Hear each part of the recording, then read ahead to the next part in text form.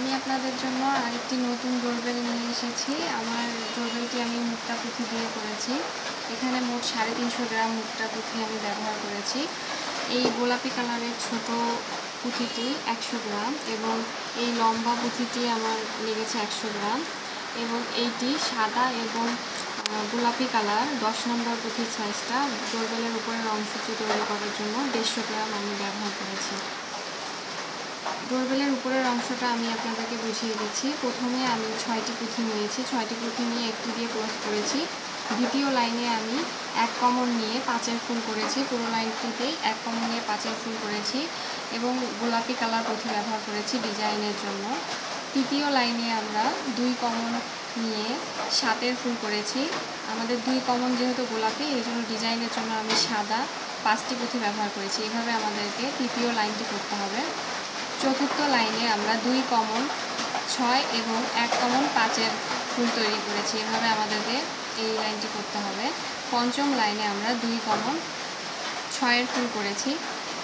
আমরা দুই পাশে 2টি সাদা পুঁথি ব্যবহার করেছি ডিজাইনের জন্য। এভাবে আপনাদেরকে ডোরবেলের মাথাটা তৈরি করে নিতে হবে এবং উপরের অংশের জন্য আমি একটি পুঁথি দিয়ে এরকম 2টি সাদা এবং একটি গোলাপি পুঁথি দিয়ে এরকম ঝুলানোর জন্য এই রিংটি বানিয়ে নিয়েছি। এইভাবে আপনারা তৈরি করে নেবেন। আপনারা চাইলে অন্য কালার পুঁথি ব্যবহার করতে পারেন। আমি এখানে গোলাপি এবং সাদাটাই ব্যবহার করেছি।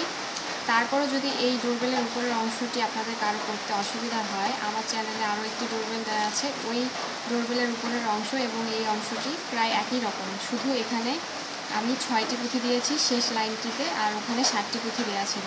এভাবে আপনারা একই নিয়মে এই অংশটি তৈরি করে নেবেন। আর এইদিকে সুতার মাঝে যে লম্বা আমি ঝুলটি নিয়েছি বল ঝুলানোর জন্য, এটি আপনারা মালা যেমন তৈরি করতে হয় সেরকম 2টি লম্বা সাদা পুঁথি নেবেন এবং একটি গোলাপি পুঁথি নেবেন। এভাবে মালার গাঁথনির মতোই এটা গেঁথে নেবেন। আর বাকি রইল বলটা আমি আপনাদেরকে তৈরি করে দেখাচ্ছি, তাহলে খুব সহজেই আপনারা এই ডোরবেলটি তৈরি করে ফেলতে পারবেন। প্রথমে আমরা 5টি পুঁথি নিয়েছি এবং একটি দিয়ে ক্লোজ করেছি। এটা যেহেতু ছোট পুঁথি তাই আমি চিকন সুতাটা ব্যবহার করেছি। আমাদের সবগুলোই 5-এর ফুল হবে। আমরা প্রথমে 5-এর ফুল করে নিয়েছি। এখন আমরা দ্বিতীয় লাইনে 1 কমন 5-এর ফুল করব। এই জন্য আমরা 4টি পুঁথি ব্যবহার করব এবং একটি দিয়ে ক্লোজ করব। এভাবে দ্বিতীয় লাইনে আমাদেরকে আবারও 5-এর ফুল করে নিতে হবে 1 কমন নিয়ে।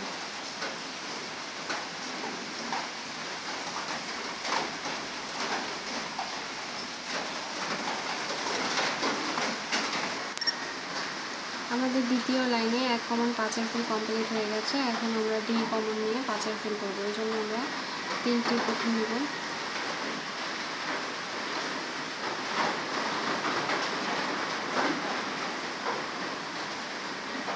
এবং একটি দিয়ে ক্লোজ করব। এখন আমরা 2 কমন নিয়ে 5-এর ফুল করব। তৃতীয় লাইনে 2 কমন 5-এর ফুল করতে গিয়ে আপনারা দেখবেন সবশেষে আর একটি পুঁথি দিলেই আপনাদের বলটি কমপ্লিট হয়ে যাবে।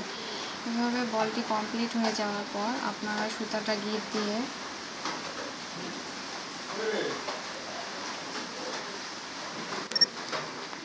এভাবে সুতাটা আপনারা এখানে গিট দিয়ে নেবেন। গিট দেওয়ার পরে 2টি মাথা দিয়ে যেহেতু আমরা গাঁথনিটা করেছি, একটি মাথা কেটে ফেলবেন। তারপরে আমি আপনাদের দেখিয়ে দিচ্ছি এভাবে লম্বা যে মুক্তা পুঁথিটা ছিল 2টি করে দেবেন এবং একটি গোলাপি পুঁথি দেবেন।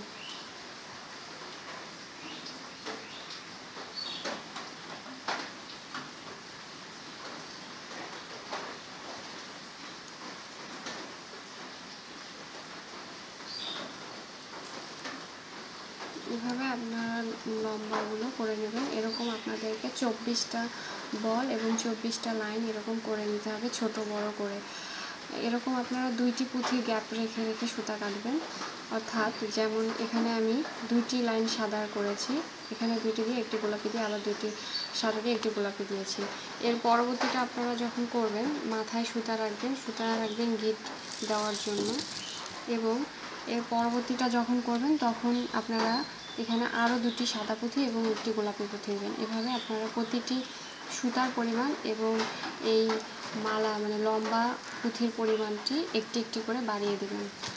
যে দেখুন আমি এখানে করে রেখেছি, সেম একইভাবে আপনাদেরকে করে নিতে হবে। যেমন আমি প্রথমে এখানে 2টি দিয়ে প্রথমের একটি পুঁথির মাঝে এটা বেঁধেছি এবং তারপর আবার এখানে 2টি করেছি, তারপর 3টি করেছি, তারপর 4টি করেছি, এভাবে আমি বাড়িয়ে দিয়েছি, তারপর 5টি 6টি। এভাবে আপনাদেরকে 24টা বল এবং 24টা লাইনে সুতার মধ্যে এরকম পুঁথি ঢুকিয়ে রেডি করে নিতে হবে। তারপর একটি পুঁথি গ্যাপ রেখে রেখে আপনারা ডোরবেলের এখানে বেঁধে নেবেন, তাহলে আপনাদের ডোরবেলটি তৈরি হয়ে যাবে।